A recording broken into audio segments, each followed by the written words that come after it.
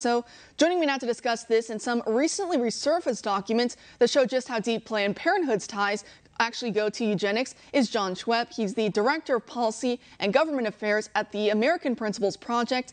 Thanks for being here tonight, Jon. Thank you, Kara. Right, so first, before we get into some of these documents, what goes through your mind when you hear about the hoops that some abortion clinics will go through to profit off the demise of babies with special needs? Well, it really is incredible. And you got to remember, the abortion business model for Planned Parenthood, for all these different abortion clinics, is to take advantage of vulnerable people, to sell them a bunch of lies, and to go through with this procedure and make a lot of money off of it. It's really horrific. It's awful what they're doing. And what you're seeing there, they'll go above and beyond the law. They don't mind whatever it takes to continue their business of aborting babies. And unfortunately, it's been going on for this country for far too long. It's just, to me, it just takes a special kind of evil to do this, just to see all these hoops that they're going through. It's because here in America, I mean, it's something well over 70–80% of babies who are diagnosed in the womb with Down syndrome are selected for termination by their mothers, by healthcare professionals, so-called, who pressure a lot of these women into aborting. It's eugenics, and it's happening right in front of our eyes. You know, that they'll say there's a point in time in which no babies will be born with Down syndrome, as if there's a cure for it, when instead they're just killing these babies and not allowing them to live and to be born. I mean, in countries like Iceland, I hear the numbers well over 90%. So it's very terrifying, the slippery slope and where it leads. And as we're talking about Planned Parenthood, since they are the abortion giant here in America, the largest abortion provider, when we talk about eugenics, we usually talk about Margaret Sanger, the founder. And of course, we know her horrid past. But it's not just her. There's actually many people who work at Planned Parenthood, and they have their own eugenics ties. So there's some new documents that are resurfacing about a couple, John and Elise Cutler, and some of their work in Guatemala when it comes to eugenics. Talk to us about some of that.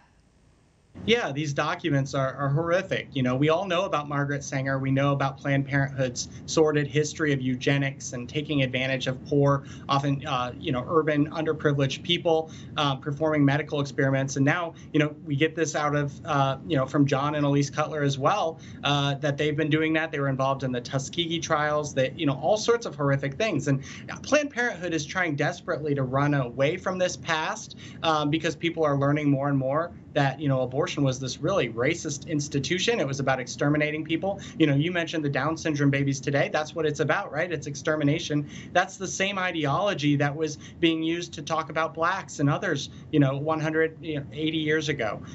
So here's where we're at, and I think it's really important to talk about that, and also, to put the pressure on Planned Parenthood and the Democrats that support them, understanding that, hey, this is a racist institution, and we're not going to let you forget it.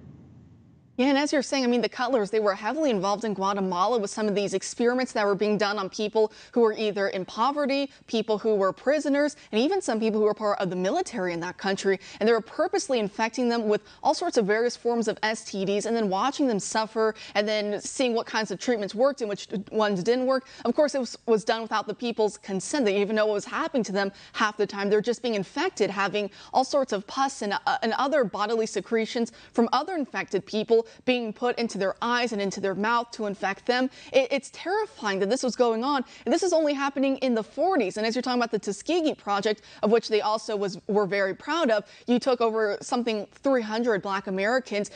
They had syphilis. They weren't told they had syphilis. And then they were allowed to suffer and die needlessly without any kind of help from penicillin or other treatments. It's disgusting what we're seeing and how this is just brushed under the rug. Planned Parenthood, they get away with it. And yet they get to call the rest of us all racist and evil. So when it comes down to it, is there any way to separate abortion itself from the eugenics purpose that it usually serves? No, I don't think there really is. I mean, ultimately, again, this is about preying on vulnerable people. It always has been. And it's really about taking a situation that might be difficult and making it much, much worse. And so, and I think it's important also, we have these movements out there, Black Lives Matter. We have people trying to teach the 1619 Project in schools. This is a part of American history that people do need to be educated about. It is really horrific. And by the way, it's not just history. We still have abortion going on here today. So I think it's really important that when they're talking about how bad America is, well, let's look at your own sins. And anyone affiliated with Planned Parenthood and the Democratic Party really should pay the price for that.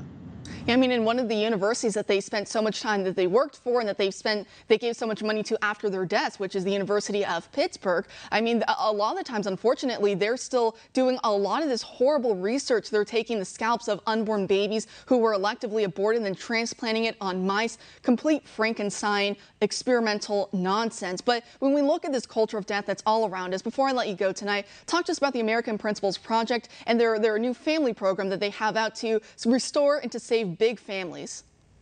Well, thank you, Kara. You know, we look at all of these problems and what's going on in the country, and it's really clear that we need advocates in Washington who will actually fight for that. We're trying to do that. We're trying to be big family. You know, we have big oil, big tech, all these different bigs. We're going to be big family, and we need groups like us who are actually willing to fight in politics. So I'd encourage your viewers, savethefamily.app. Go ahead and sign up for a membership today. We're fighting and doing everything we can, and, you know, ultimately we do have to pass laws and engage politics to get rid of the horror of abortion. And so I think that's something we got to be working on.